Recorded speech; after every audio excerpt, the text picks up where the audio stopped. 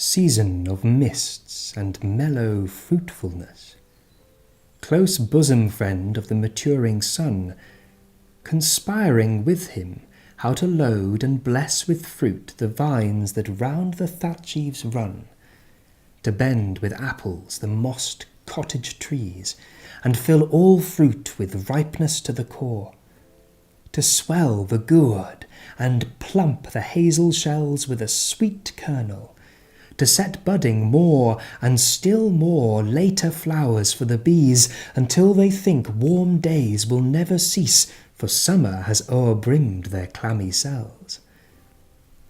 Who hath not seen thee oft amid thy store?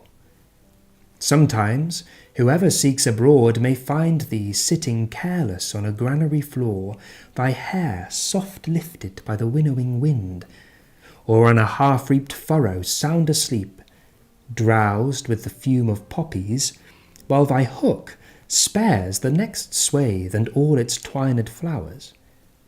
And sometimes, like a gleaner, thou dost keep steady thy laden head across a brook, or by a cider press, with patient look, thou watchest the last oozings hours by hours. Where are the songs of spring? Ay, where are they? Think not of them. Thou hast thy music too. While barred clouds bloom the soft dying day, and touch the stubble plains with rosy hue, then in a wailful choir the small gnats mourn among the river sallows, borne aloft or sinking as the light wind lives or dies, and full-grown lambs loud bleat from hilly bourne. Hedge crickets sing, and now with treble soft the red-breast whistles from a garden croft, and gathering swallows twitter in the skies. Ode to a Nightingale.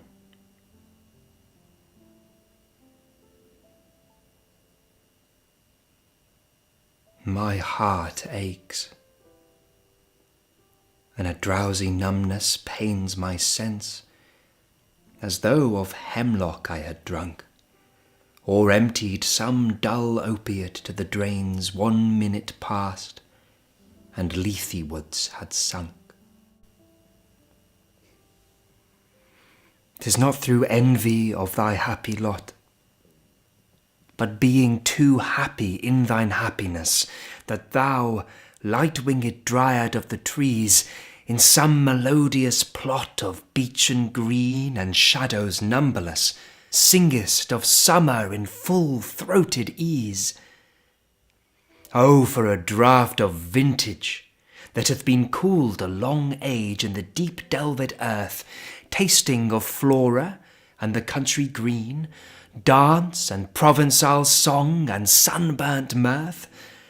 Oh, for a beaker full of the warm south, full of the true, the blushful Hippocrene, with beaded bubbles winking at the brim and purple-stained mouth, that I might drink and leave the world unseen, and with thee fade away into the forest dim, fade far away, dissolve, and quite forget what thou amongst the leaves hast never known.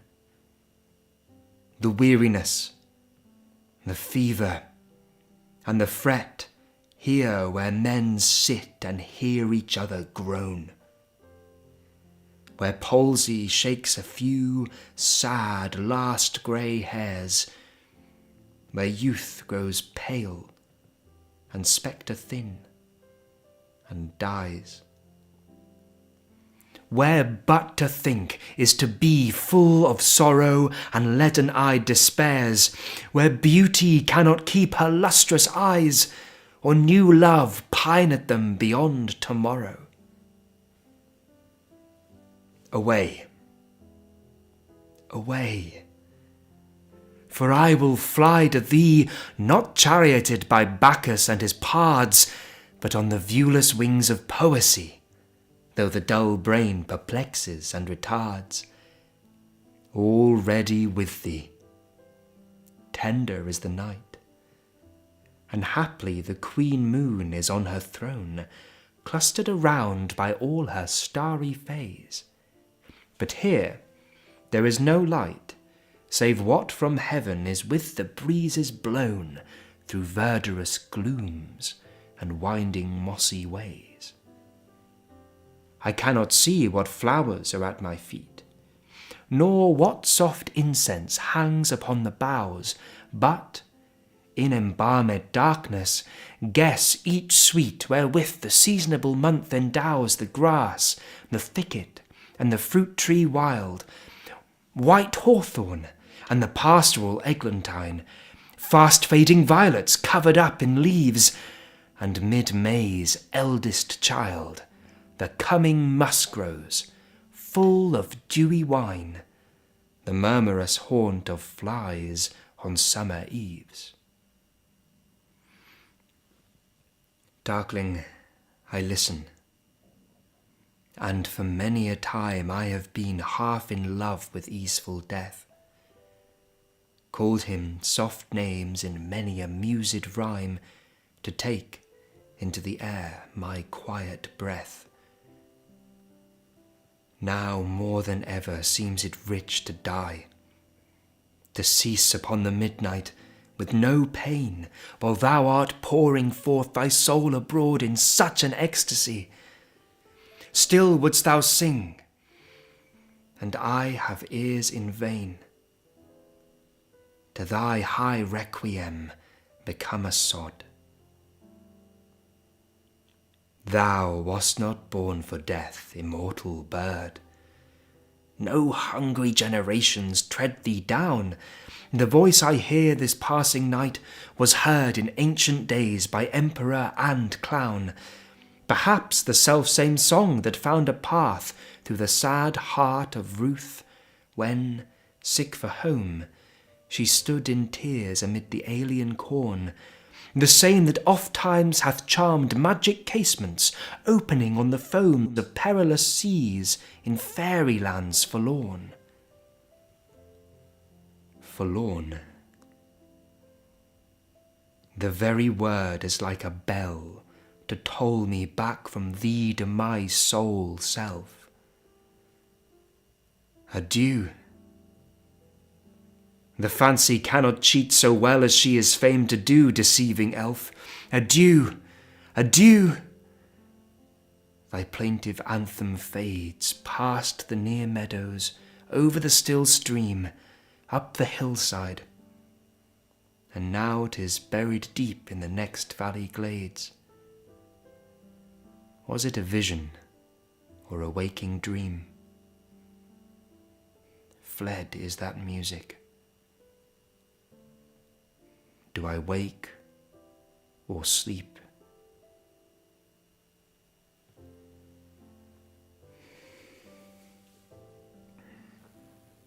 Ode on a Grecian Urn. Thou still unravished bride of quietness, thou foster child of silence and slow time, sylvan historian, who canst thus express a flowery tale more sweetly than our rhyme, what leaf-fringed legend haunts about thy shape? Of deities, or mortals, or of both? In temper, or the dales of Arcady? What men or gods are these? What maidens loath? What mad pursuit? What struggle to escape? What pipes and timbrels? What wild ecstasy? Heard melodies are sweet, but those unheard are sweeter. Therefore, ye soft pipes, play on, not to the sensual ear, but, more endeared, pipe to the spirit, ditties of no tone. Fair youth beneath the trees, thou canst not leave thy song, nor ever can those trees be bare. Bold lover, never, never canst thou kiss, though winning near the goal. Yet do not grieve, she cannot fade. Though thou hast not thy bliss, forever wilt thou love, and she be fair.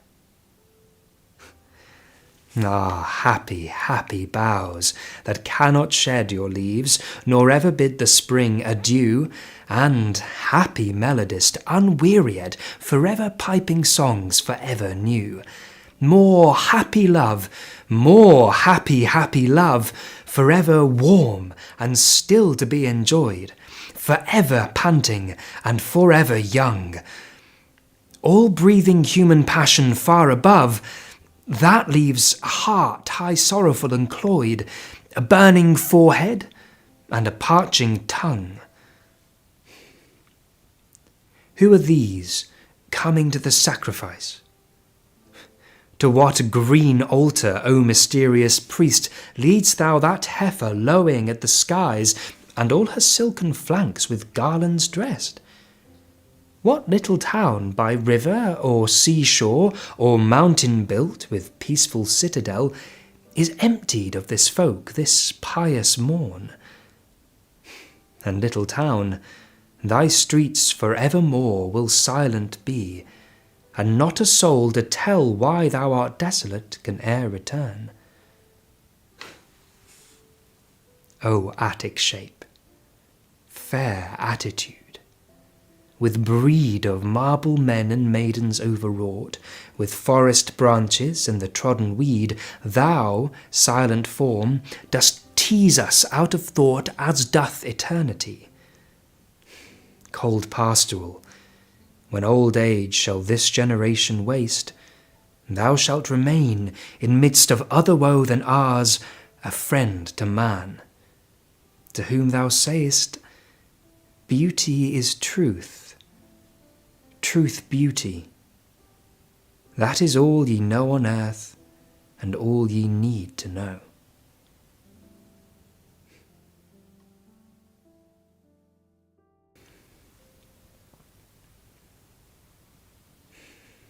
No, no. Go not to Lethe. Neither twist wolfsbane tight-rooted for its poisonous wine, nor suffer thy pale forehead to be kissed by nightshade, ruby grape of Proserpine. Make not your rosary of yew-berries, nor let the beetle nor the death-moth be your mournful Psyche, nor the downy owl a partner in your sorrow's mysteries. For shade to shade will come too drowsily and drown the wakeful anguish of the soul.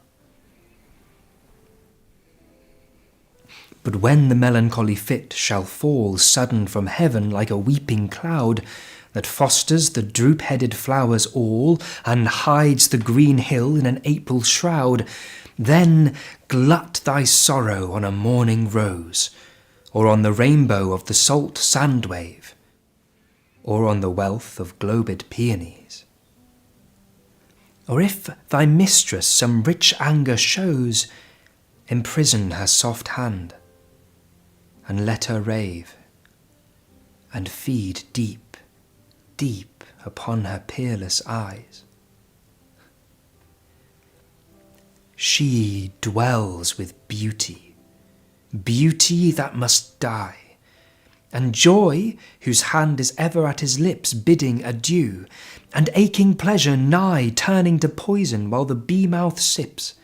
Aye, in the very temple of delight, veiled melancholy has her sovereign shrine, though seen of none save him whose strenuous tongue can burst joy's grape against his palate fine.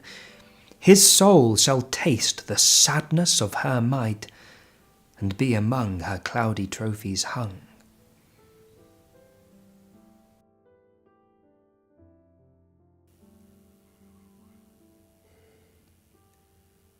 One morn before me were 3 figures seen, with bowed necks and joined hands, side-faced, and one behind the other stepped serene, in placid sandals and in white robes graced. They passed like figures on a marble urn when shifted round to see the other side. They came again, as when the urn once more is shifted round, the first seen shades return. And they were strange to me, as may betide with vases to one deep in Phidian lore. How is it, shadows, that I knew ye not? How came ye muffled in so hush a mask? Was it a silent, deep disguised plot to steal away and leave without a task my idle days?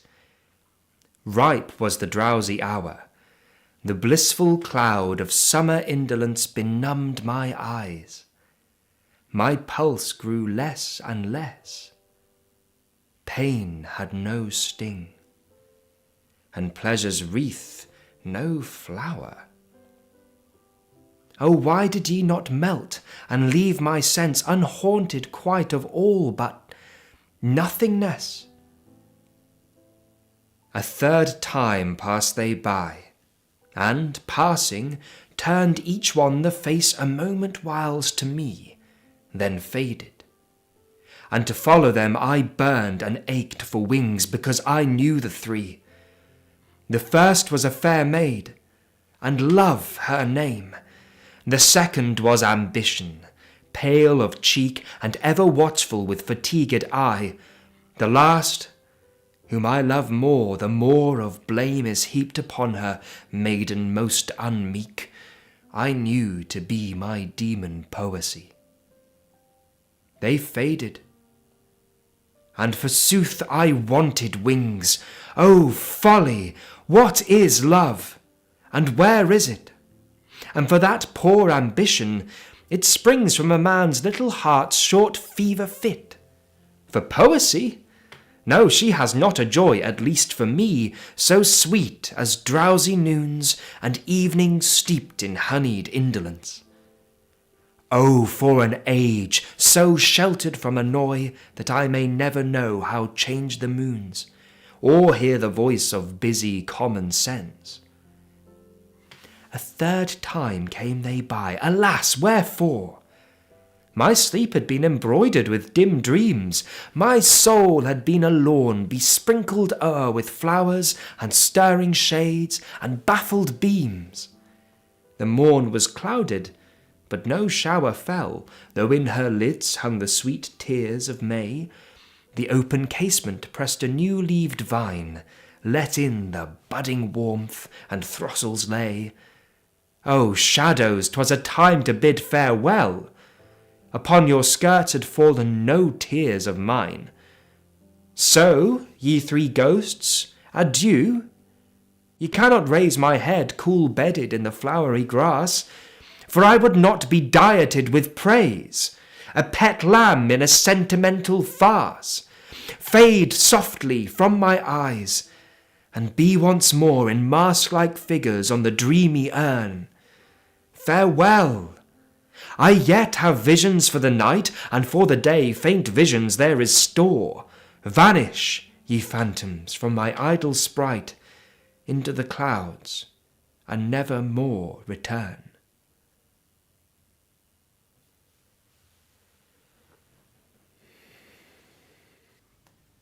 Ode to Psyche.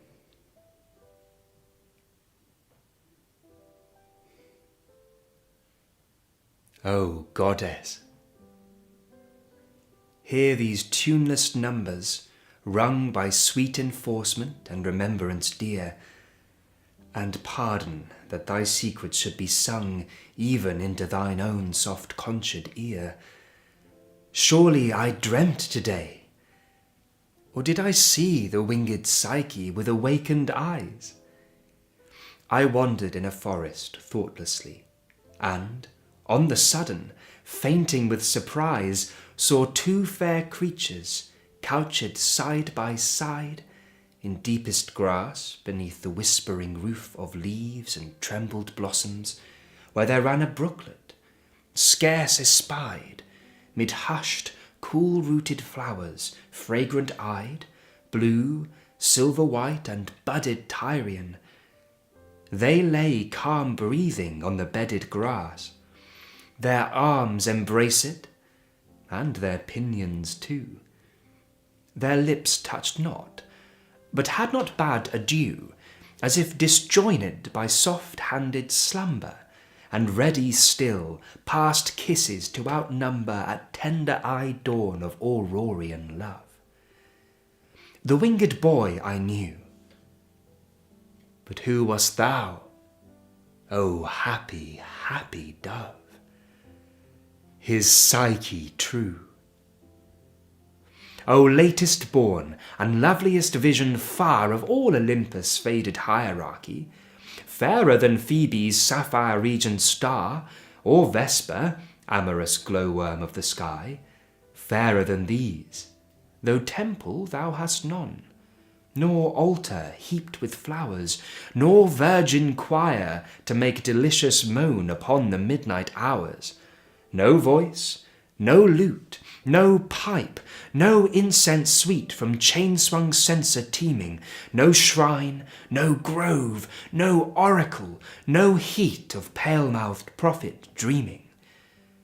O brightest!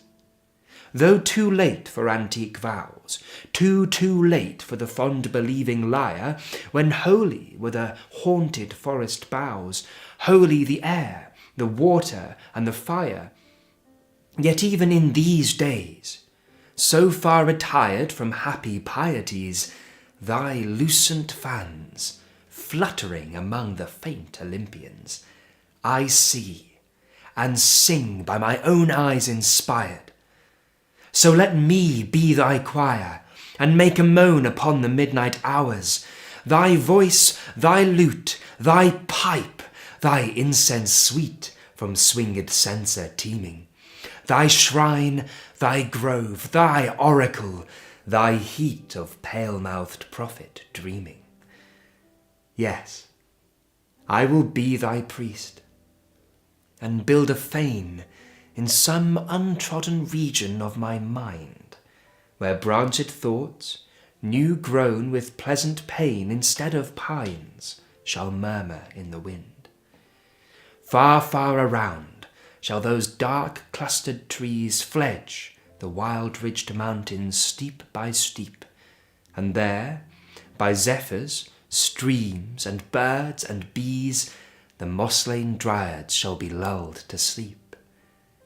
And in the midst of this wide quietness, a rosy sanctuary will I dress with the wreathed trellis of a working brain, with buds and bells and stars without a name, with all the gardener fancy e'er could feign, who breeding flowers will never breed the same.